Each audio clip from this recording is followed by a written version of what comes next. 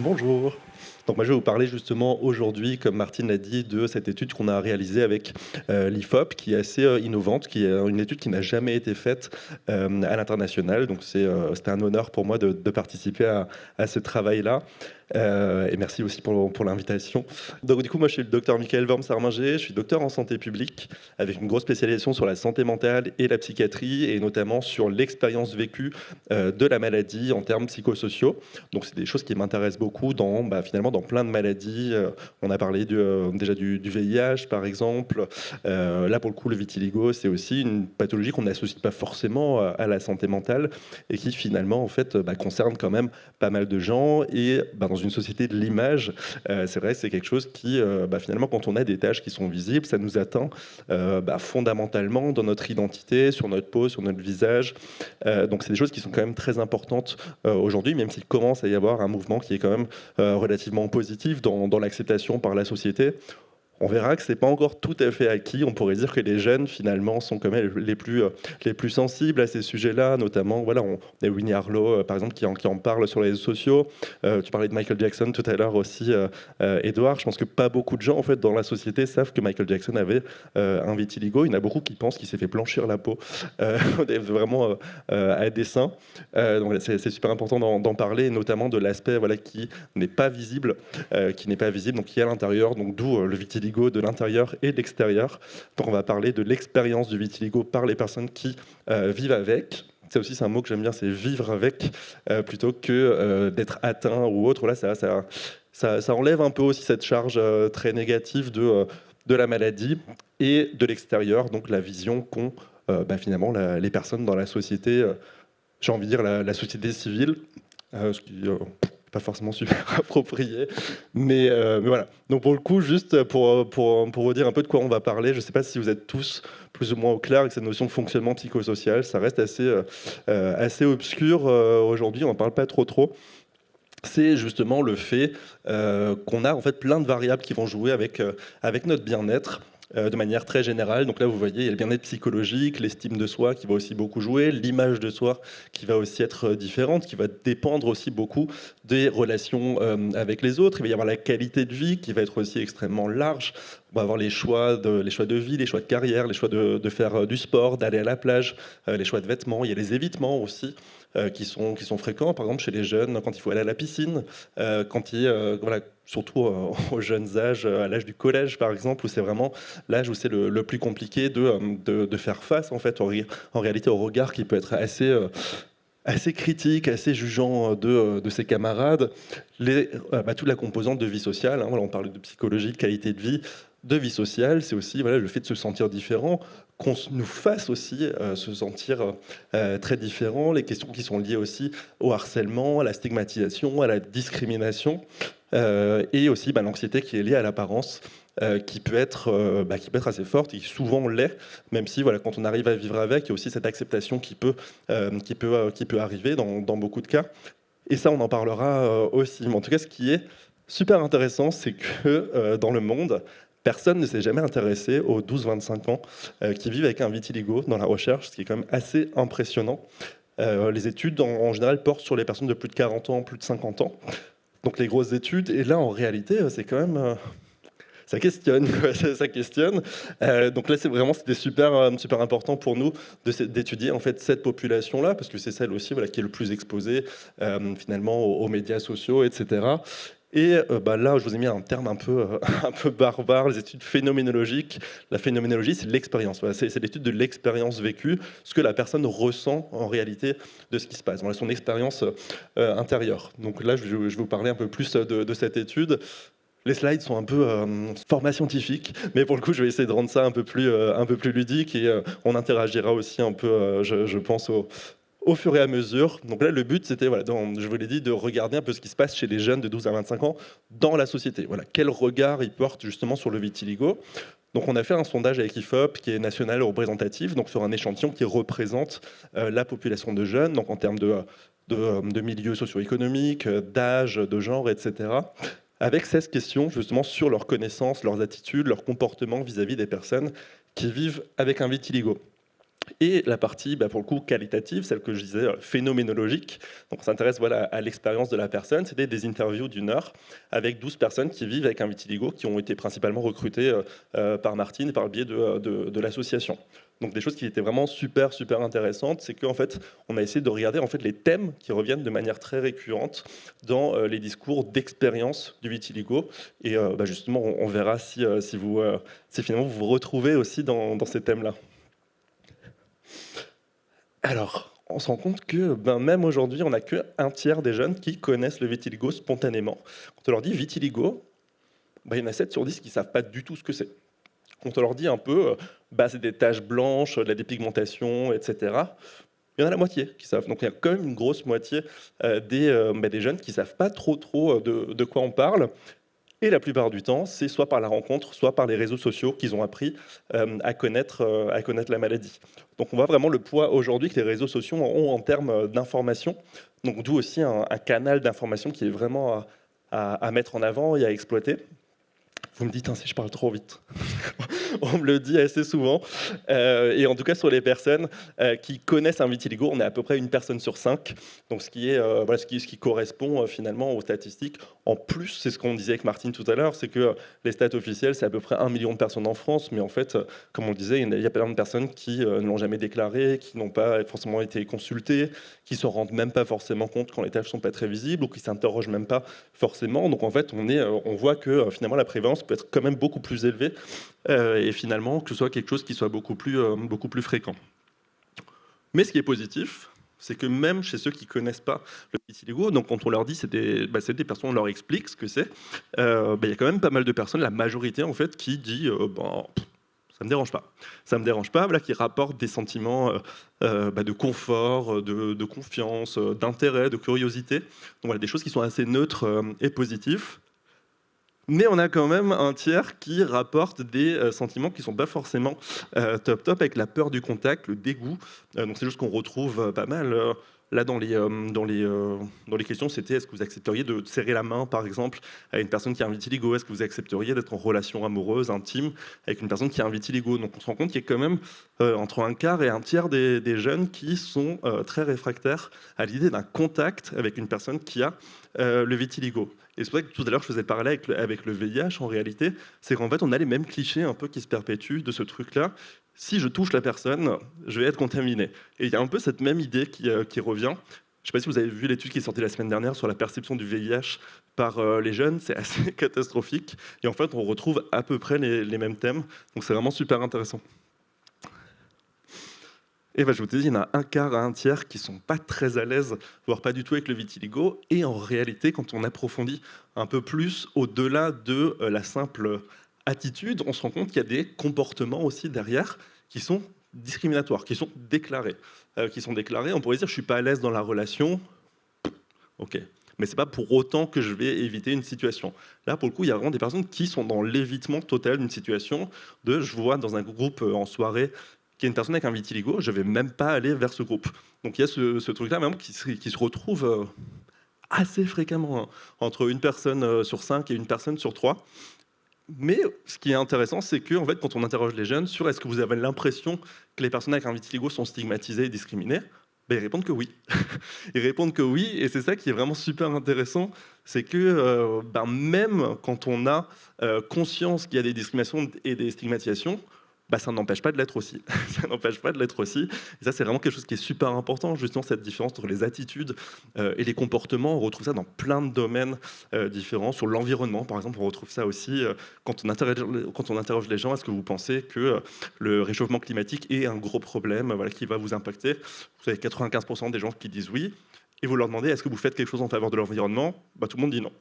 Donc voilà, on a cette attitude, cette connaissance, etc., qui n'est pas du tout corrélée finalement avec les comportements, mais il y a cette conscience que ça peut avoir un effet psychologique qui est négatif. C'est déjà ça.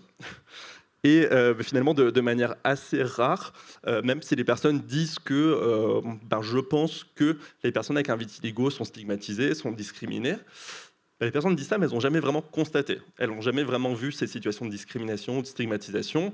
Donc elles partent du principe que oui, donc en fait en soi c'est déjà une stigmatisation. De dire je pense que ces personnes sont stigmatisées, ça veut déjà dire j'acte le fait qu'elles sont différentes et que le regard qui est porté sur elles peut être négatif. Donc déjà en soi c'est un peu performatif de dire je pense qu'elles sont stigmatisées, mais moi je le suis pas. Donc c'est toujours un peu tangent. Et donc dans les entretiens, donc on avait à peu près 12 heures d'entretien avec des personnes qui sont majoritairement des personnes adhérentes à l'association, donc qui avaient entre 12 et 25 ans. On avait vraiment les différents âges qui étaient représentés. Hein. Le plus jeune avait 12 ans, la plus âgée avait 25 ans. Et en fait, on a regardé dans leurs témoignages, dans la discussion, ce qui revenait. Ce qui revenait, parce qu'en fait, quand on témoigne d'une maladie ou d'une expérience, quand on est plusieurs, on a souvent des choses qui se croisent. Et c'est ça qui est vraiment le plus intéressant, parce que c'est sur ces facteurs-là qu'on peut agir. On se dit c'est ça qui compte le plus pour les personnes. C'est pas forcément ce à quoi on pense tout de suite, mais c'est intéressant d'aller à l'intérieur de la pensée. On se dit, voilà, dans le domaine de la santé mentale, souvent on se dit, les employés dans mon entreprise ne vont pas très bien. Donc en fait, je vais rien leur demander, je vais leur proposer un service de numéro vert ou d'accompagnement, etc. Mais en fait, je ne sais même pas du tout si c'est ce qu'elles veulent. Et j'ai le cas d'une entreprise, justement, de lignes téléphoniques qui est en lien avec des personnes qui étaient dans des situations assez catastrophiques d'un point de vue santé mentale, donc suicidaire, etc. De se dire, ces répondants, forcément, ils seront exposés à la souffrance toute la journée. On aimerait bien améliorer leur bien-être. Qu'est-ce qu'on pourrait faire ? En fait, on va leur proposer des consultations avec un psychologue, sans leur demander. Quand on leur demande de quoi vous auriez besoin, des sièges plus confortables pour répondre au téléphone. Donc on se rend compte que finalement, quand on essaye de parler à la place des gens et d'agir en leur faveur, souvent on tape à côté, parce que ce n'est pas des choses qui sont acceptables, ce n'est pas des choses qui sont envisageables, qui sont possibles ou accessibles. Et pour le coup, là, je pense que ça va pas mal vous parler aussi. Le premier point qui revient, c'est la prise en charge.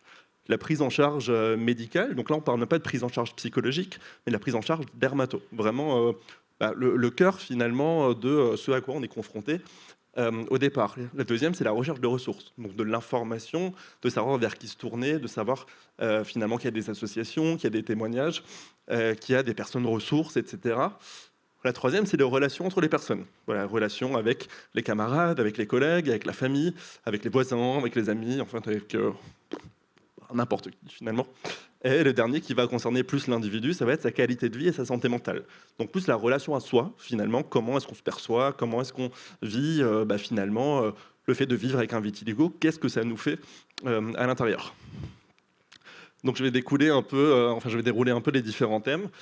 Et on va voir si ça vous parle aussi. Voilà, que ceux qui ne sont pas dans la tranche 12-25 ans, on peut regarder si c'est aussi votre cas aujourd'hui, si ça a été votre cas par le passé, pour voir si la situation finalement a évolué. Si par exemple vous avez 45 ans, c'était ce que vous avez pu vivre en tant que 12-25 ans, c'était il y a 20 ans. Donc c'est bien de comparer aussi, de voir si votre expérience d'il y a 20 ans est toujours en fait d'actualité aujourd'hui. Donc voir en fait si la société a évolué, si la médecine a évolué. Et là, le premier thème, c'est le fait de ne pas être satisfait de la relation avec les médecins. La plupart, en fait, quasiment toutes les personnes qui ont répondu, si je ne me trompe pas, toutes les personnes qui ont répondu, ont dit je suis allé chez un dermato, on m'a dit c'est esthétique, va voir ailleurs. Et c'est comme ça, tu vas pas en mourir, donc en fait, j'ai autre chose à faire. En gros, c'était à peu près ça. Et pour le coup, c'est le manque aussi de partage d'informations, le manque d'empathie, de se dire, en fait, je suis dermato, il y a potentiellement des personnes avec un cancer de la peau qui viennent me voir. Et toi, là, point de vue dermato, moi, je peux rien pour toi. Et même pas avec l'idée de, tu peux en souffrir, les gens peuvent te regarder mal. Et en fait, d'un point de vue médical, santé, a priori, quand on parle de la santé du corps et la santé mentale, ça va ensemble. Quand on a une maladie chronique, en général, on a une souffrance qui est associée. Et cet aspect-là, il est vraiment totalement ignoré. Alors pourquoi ? Est-ce que c'est parce qu'il y a un manque de compétences, parce qu'il y a un manque de temps, parce qu'il n'y a pas d'envie particulière ? Voilà, ça peut être aussi ça. Et de l'autre côté, par rapport aux traitements qui sont proposés, traitements qui sont par exemple trop gras, qui sont trop contraignants à appliquer. Il y en a certains qui parlaient de la photothérapie. avec des séances qui étaient extrêmement courtes, à presque 1 heure de route de chez elle. Donc ça faisait 2 heures aller-retour pour faire 2-3 minutes de photothérapie 3 fois par semaine. Alors autant vous dire que avec les résultats que cette personne a eu en plus, au bout d'un an, elle a arrêté parce que s'est rendu compte que c'était un investissement énorme en termes de temps, une perte de temps dans les transports et l'attente, la salle d'attente, etc. Pour constater finalement sur elle, en tout cas, pas beaucoup de résultats. Mais qu'est-ce qui se passe quand on n'est pas satisfait du corps médical réglementé? On se tourne de plus en plus vers ce qu'on appelle les pratiques alternatives, complémentaires, les praticiens de bien-être, etc., qui ne sont pas des professions réglementées, donc qui ne sont pas des professionnels de la sphère médicale ou psychologique. Et là, forcément, c'est ce qui se passe dans à peu près tout, c'est qu'il y a une mauvaise relation avec le thérapeute.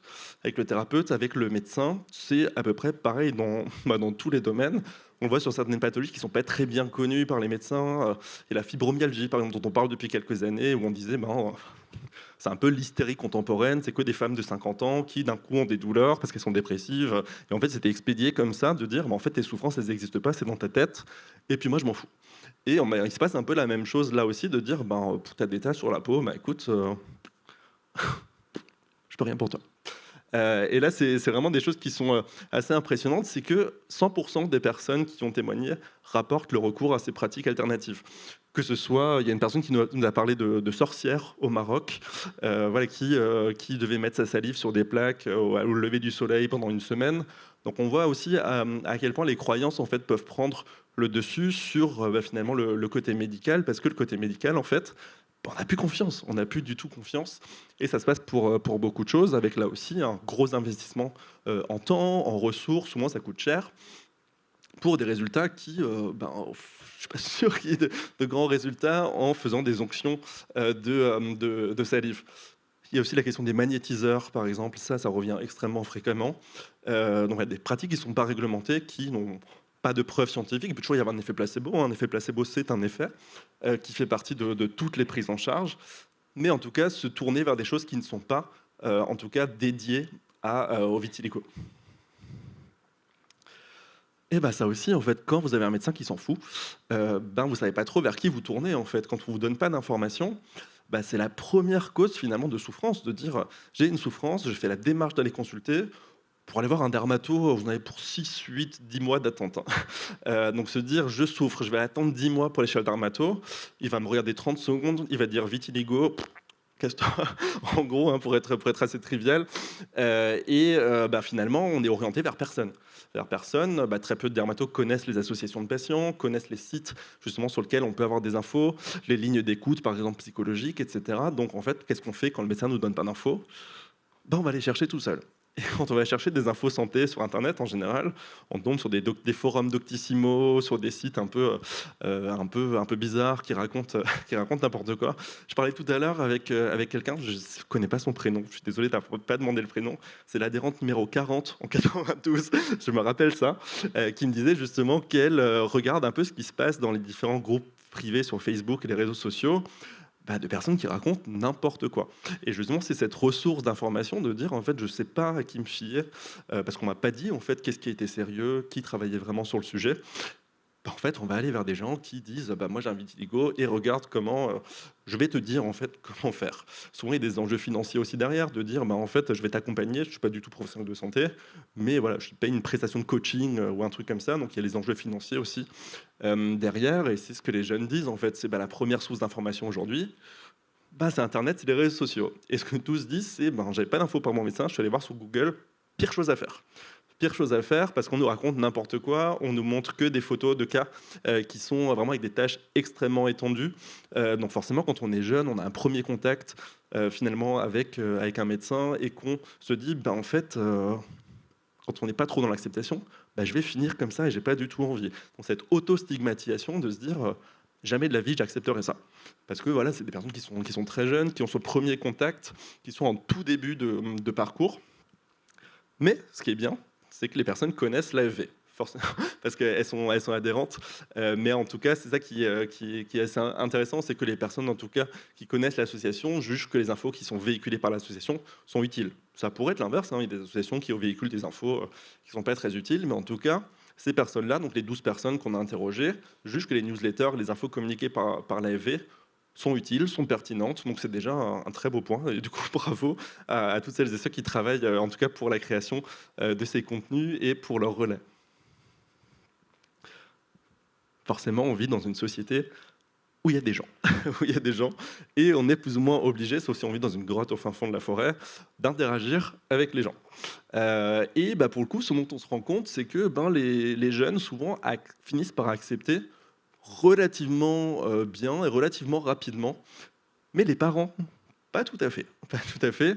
Et très souvent, dans les entretiens qu'on a, c'est que en fait, les personnes qui sont principalement en demande de prise en charge, de soins, c'est les parents. C'est les parents beaucoup plus en fait que les jeunes, avec cette stigmatisation de dire mon enfant, il n'est pas normal. Il n'est pas normal, il n'est pas comme les autres. Et ce truc-là aussi de dire, quand les parents ont un enfant qui est un peu différent, de ne pas l'emmener en soirée chez des amis, de le cacher un peu. Et c'est des choses qu'on a ici.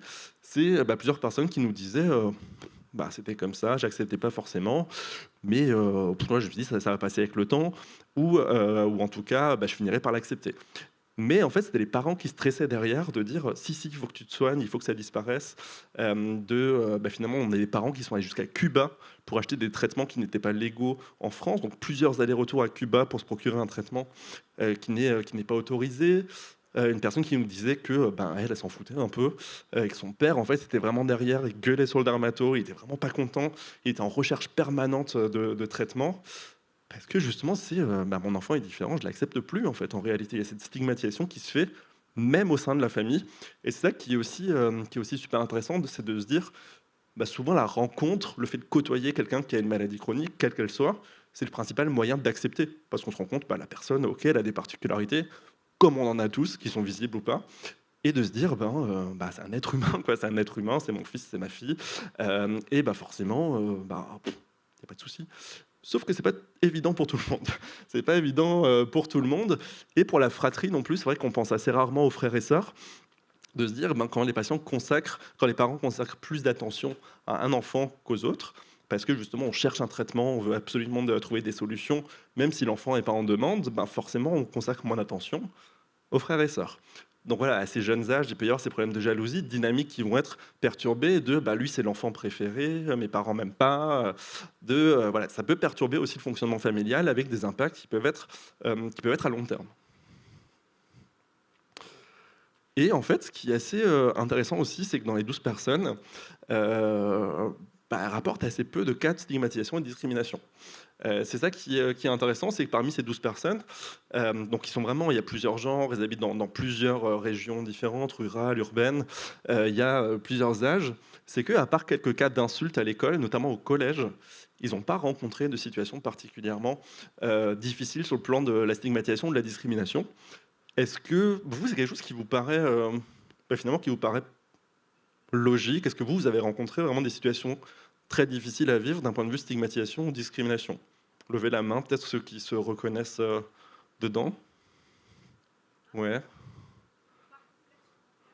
Ouais. Ok. Donc finalement, on est sur une minorité. On est sur une minorité, ce qui n'invisibilise pas du tout ceux qui ont vécu quelque chose de négatif. Mais en tout cas, on se rend compte que finalement, ce que pense la société civile, qui est que finalement 80% des jeunes pensent qu'il y a une grosse stigmatisation, une grosse discrimination, un gros impact finalement sur la vie des personnes. Quand on interroge les personnes, on se rend compte que finalement, c'est pas aussi répandu que ça. Bien sûr, ça existe, parfois elle est cachée, parfois elle n'est pas reconnue. Mais c'est des choses qui sont intéressantes de dire ce décalage en fait entre la société et l'expérience vécue. C'est le cas dans à peu près toutes les maladies chroniques.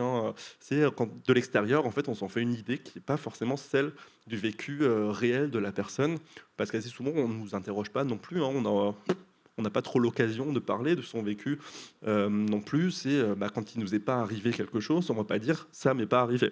Donc c'est ça qui est vraiment super intéressant de ce point de vue de la communication interpersonnelle. Et d'un point de vue, on arrive plus sur la santé mentale, c'est qu'à peu près toutes rapportent un début de vitiligo au moment d'un événement négatif. Que ce soit un deuil, un divorce, Edouard disait tout à l'heure, une rupture, et puis vers l'âge de 18 ans, donc il y a des modifications aussi dans le parcours de vie. Donc c'est quelque chose qui est intéressant et qui est totalement négligé. Totalement négligé parce que finalement, quand on cherche un peu plus, dans la littérature scientifique, on se rend compte que c'est le cas de beaucoup, beaucoup de personnes qui a un déclencheur psychologique. On le voit sur le diabète aussi, parfois, un diabète qui se déclenche après un traumatisme. Donc c'est vraiment, les prédispositions sont là, mais il y a un concours de circonstances qui fait que la maladie va se déclarer à ce moment-là. Et l'autre chose, c'est que malgré le fait qu'il y ait eu des événements traumatisants d'un point de vue psychologique, il y a une souffrance qui entraîne le recours à des praticiens alternatifs, etc., il n'y a quasiment aucun suivi psychologique. Il n'y a quasiment aucun suivi psychologique sur les 12 personnes. Donc, c'est quand même des personnes qui sont impliquées, qui sont dans l'association, donc qui sont en demande de ressources, qui côtoient d'autres personnes qui vivent avec le vitiligo. C'est qu'il n'y a quasiment aucune personne qui a un suivi psychologique, malgré les conséquences que ça peut avoir en termes d'image de soi, d'estime de soi, de relations, d'autostigmatisation. Le manque de suivi aussi, c'est une souffrance en soi. Et ça m'a beaucoup impressionné. Ça m'a beaucoup impressionné. Et finalement, c'est ce qu'on retrouve dans d'autres maladies chroniques aussi. Typiquement, un patient qui a un diabète, une fois qu'il est stabilisé, on pourrait dire qu'il n'y a pas besoin de suivi psy, sauf qu'en fait, c'est quand même des gros remaniements dans la vie, une modification alimentaire, de rythme de vie, des traitements à suivre. Donc c'est ça qui est assez impressionnant, c'est qu'il y avait 2 personnes qui étaient suivies par un psychologue. Mais il y en a même une qui a dit « J'ai jamais pensé depuis des années à parler de mon vitiligo à mon psychologue ».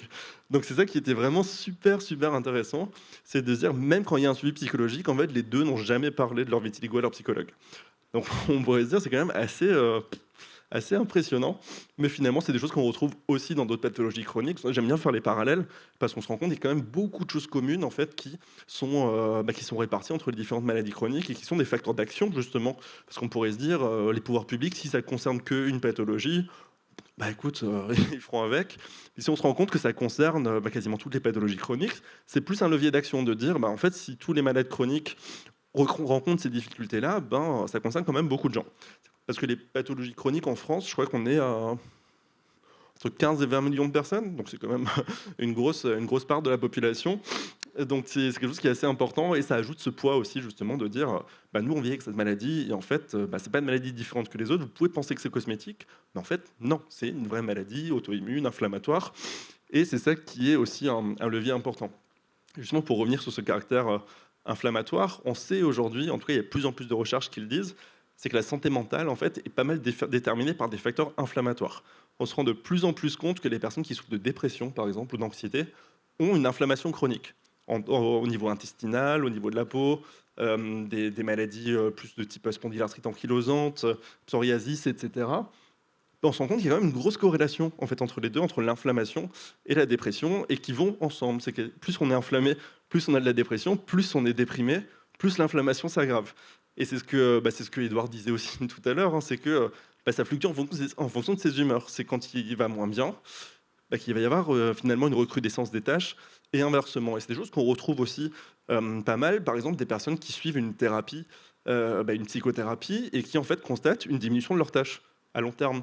Donc c'est des choses aussi qui ne sont pas trop sues par les professionnels de santé, qui ne sont pas forcément sues par les pouvoirs publics, mais qui peuvent être intéressantes en tout cas comme piste de complément à une prise en charge médicale. Et forcément, quand on vit avec des gens, ce qui marche bien, c'est quand les gens sont sympas. Quand les gens sont sympas, et pour le coup, là, pour le coup, on n'avait pas forcément de lien avec les relations amoureuses, mais avec le biais qui est qu'on est sur des jeunes, voire des très jeunes.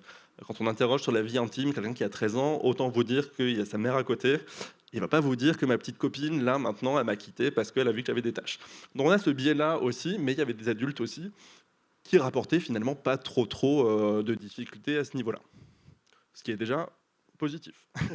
Ce qui est déjà positif, mais c'est vrai que c'est l'acceptation personnelle en fait qui a été le plus difficile, justement avec ce regard des autres, même si finalement assez peu rapportent des situations difficiles de stigmatisation et de discrimination. Il y a ce regard qui est porté sur soi, on l'a dit, parfois porté par les parents.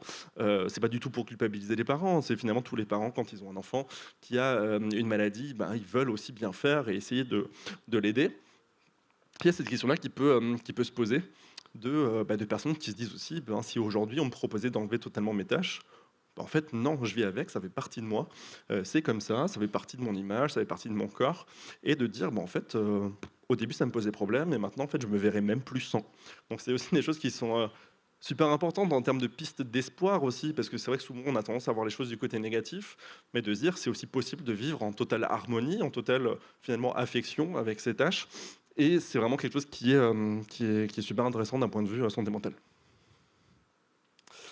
Tout ça, finalement, je reviens un peu dessus, hein. C'est ce soutien social et forcément, parfois, ça marche pas. On a beau avoir un soutien social qui est bénéfique, bah, parfois, ça coince aussi. Même comme ça, il peut y avoir des accros, notamment quand il y a des fratries, etc.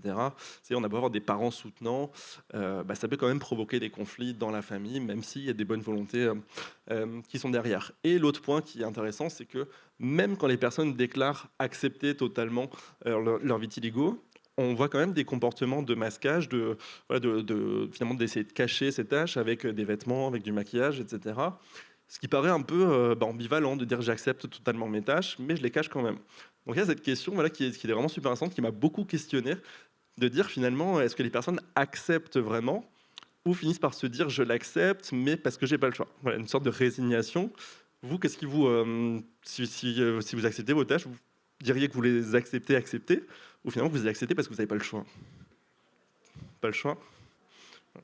Et ça, bah, finalement, il y a des gens qui s'en rendent pas compte. Qui s'en rendent pas compte de dire, bah, écoute, maintenant ils acceptent leurs tâches, bah, c'est comme ça, très bien, elles vivent avec. Mais de se dire, en fait, je les accepte parce que j'ai pas le choix, en fait. Et ça, c'est vraiment quelque chose qui est difficile à comprendre, en fait, de l'extérieur, et qui est vraiment intéressant aussi en termes de communication, de levier d'action, de dire, bah, en fait, je les accepte parce que la société me dit que je dois les accepter, en gros. Et tu peux changer. Bah, en gros, là, c'est le résumé de tout ce que je viens de vous dire. Donc, je suis pas sûr que je vais revenir dessus, mais voilà, de manière très générale, c'est qu'on a souvent les parents qui sont très engagés, une acceptation qui est quand même, somme toute, assez relative, notamment en termes d'acceptation de soi.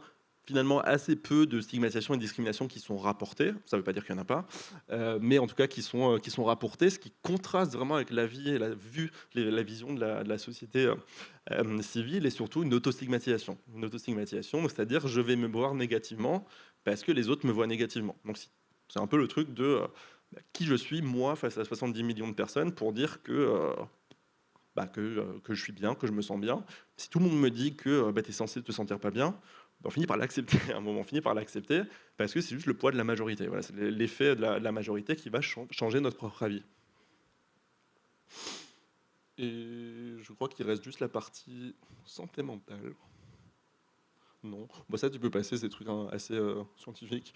Mais pour le coup, je pense que vous avez entendu parler du fait que 2025, ça a été plus ou moins qualifié de grande cause santé mentale par le gouvernement. Alors autant vous dire qu'on est quasiment en avril et que pour l'instant il n'y a toujours rien eu. Donc c'est quelque chose qui est aussi important à mettre en avant, c'est que voilà, souvent c'est un peu de l'affichage. Et quand on regarde un peu les mesures qui ont été annoncées l'année dernière, où ils commencent à voir le jour, on est sur des choses qui vont quand même pas avoir grand impact. Donc c'est pour ça que c'est un sujet qui a apporté vraiment de manière très importante, parce que la santé mentale dans toutes les maladies chroniques et a fortiori dans les maladies affichantes, c'est des choses qui sont importantes. On est sur une population qui est plus fragilisée aussi parce qu'on est exposé au regard négatif, on l'a dit dans certains cas, dans la discrimination, à la stigmatisation. Bah, tout ça, forcément, ça a un impact sur la santé mentale. Ça a un impact, ça peut provoquer des dépressions, des troubles anxieux, ça peut provoquer des suicides aussi parfois, hein, de personnes qui ont vraiment énormément de mal à s'accepter, de dire bah, en fait, j'accepterai jamais, c'est pas possible, il n'y a pas d'autre solution. Donc c'est ça qui est un peu difficile aussi à se dire, c'est que c'est toute cette prise de conscience autour de la maladie chronique et surtout de la maladie affichante, elle se fait pas pour l'instant. Elle se fait pas, et c'est l'occasion aussi de parler de ces sujets-là, de porter ce sujet-là, de dire en fait les maladies, qu'elles soient de peau, qu'elles soient cardiaques, qu'elles soient pulmonaires ou autres, il y a forcément une souffrance associée. Et cette souffrance, elle est aussi à prendre en compte parce qu'elle fait partie de l'expérience de la maladie. Et bah souvent, elle joue aussi sur l'acceptation de la maladie. Et c'est ça qui est vraiment quelque chose à porter auprès de vos professionnels de santé, de dire, vous savez peut-être voilà, qu'il y a une souffrance psychologique, on n'en parle pas forcément beaucoup, mais sachez qu'elle est là, et que c'est quelque chose qu'il faut aussi prendre en compte. Donc d'où aussi l'intérêt de communiquer auprès de vos professionnels de santé, de dire, ok, vous êtes dermato, mais en fait, à côté, il ne faudrait pas oublier que C'est aussi lié à des facteurs psychologiques. Donc de dire, essayez de vous renseigner un peu sur les thérapies qui existent, sur les psychologues qui sont autour de vous, pour pouvoir renvoyer aussi, pouvoir communiquer avec les psychologues qui ne sont pas formés à la dermato, hein, c'est normal, c'est pas leur spécialité. Mais voilà, de porter ce sujet-là aussi au plus près, parce qu'on sait que quand on communique de manière très générale au niveau national avec un truc un peu unique, ça atteint pas beaucoup de personnes. Mais quand on parle directement aux personnes en face à face, ça a beaucoup plus d'impact, parce que là, pour le coup, on voit directement par empathie la personne en face de soi. Et c'est ça c'est ça que je vous recommande de faire aussi, en tout cas, et d'en parler autour de vous pour les personnes qui n'ont pas forcément conscience de tout ça, de se dire, la souffrance, elle est là. Et quand on dit à quelqu'un qu'il y a une souffrance qui est tolérable, souvent les personnes se mettent en soutien. Ça peut être une personne ressource, peut-être de faire attention quand on est dans le métro, de dire on est avec un ami dans le métro, les personnes regardent un peu mal, et de se dire cette personne, ça peut être une personne ressource aussi pour potentiellement pour intervenir, ou en tout cas pour regarder aussi avec insistance les personnes qui regardent. En général, ça met mal à l'aise. Ça met mal à l'aise et les personnes détournent le regard. On m'a dit récemment, si on voulait mettre quelqu'un mal à l'aise, il fallait le regarder comme ça. Un peu genre... Donc, du coup, j'ai essayé plusieurs fois et ça marche bien. Ça marche bien, sauf que ça me met mal à l'aise aussi. Et du coup, donc j'ai fait un peu le tour de ce que je voulais vous dire. Et ce que je voulais rajouter aussi aujourd'hui, c'est qu'à côté de mes activités de recherche et d'enseignement, je produis aussi un podcast de témoignages, justement sur les sujets de santé mentale. Et on a sorti un des épisodes cette semaine sur le vitiligo, sur le vécu du vitiligo, qui est disponible depuis hier sur toutes les plateformes. Ça s'appelle Les mots bleus, si ça vous intéresse, si les podcasts vous intéressent. Donc c'est un témoignage qui dure 3/4 d'heure ou 1 heure, avec un adhérent de l'association qui est venu nous partager justement son vécu de la maladie. Et donc ça rentre vraiment dans le détail. On n'est pas sur le format brut ou combiné qui dure 2 minutes où on résume, on caricature. Là, on est vraiment sur un format très approfondi qui permet d'entrer vraiment dans les détails de l'expérience. Et donc, sans conflit d'intérêt aucun, je vous invite à l'écouter. Et je vous remercie.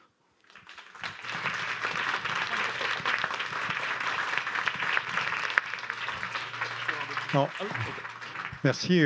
Encore quelques moments pour peut-être des questions, des réactions suite à cette présentation très brillante. Merci beaucoup en tout cas de cette étude et cette synthèse.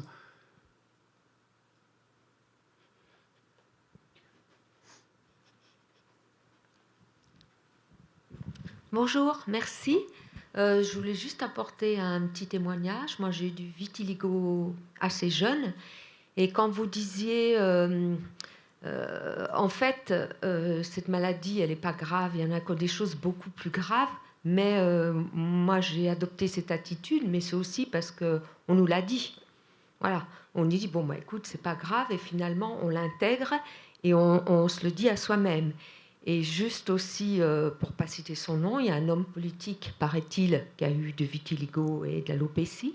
Et quand j'ai entendu dire aussi en public, en gros, c'est pas une maladie grave, il y a beaucoup plus grave que nous. En gros, c'est allez, c'est pas grave, toi, c'est pas grand-chose, tais-toi. Voilà, c'était juste pour aller dans votre sens. Merci. Tout à fait. C'est ce que je disais à la fin, sur cette résignation de dire... on finit par l'accepter parce que les gens nous disent qu'il faut l'accepter et que c'est rien. Sauf que il y a quand même cette souffrance qui est associée. Et c'est vrai ce que vous dites aussi sur Edouard. Moi, je citais son nom sur le maire du Havre, potentiel candidat en 2027, visiblement. C'est vrai que quand on a une personnalité publique comme ça, qui en plus a été Premier ministre, donc il y a une audience quand même qui est assez importante, de dire en fait j'ai un vitiligo mais c'est pas grave. Ça restigmatise un peu quand même l'ensemble des personnes qui ont un vitiligo, parce que c'est regarde, lui il a été Premier ministre, il a un vitiligo, qu'est-ce que tu nous emmerdes finalement avec tes tâches, regarde, c'est possible de vivre avec, et en plus il s'en fout. Donc finalement on se dit on est un peu contraint de l'accepter, parce que c'est comme ça. Une autre intervention? Oui, moi j'ai été un peu contrarié par une de vos phrases là. Vous avez dit, d'ailleurs, vous avez posé la question de savoir si l'acceptation, on l'accepte parce qu'on n'a pas de choix, ou bien on l'accepte. Je ne sais pas, qu'est-ce que vous comprenez par une acceptation ambivalente, au fait? Parce que, de toutes les façons, les vitiligo demeurent une maladie. On ne peut pas, toutes sortes de maladies, on ne peut pas aimer avoir une maladie. Donc, maintenant, c'est quoi la démarche entre l'autre acceptation, je n'ai pas bien saisi les mots, et l'acceptation ambivalente? Par contre, soit accepter que les vitiligo existe, le vitiligo est avec vous, et vivez ça comme ça. Et on ne peut pas l'accepter, dire que non, voilà, bon, on accepte quand même les vitiligos.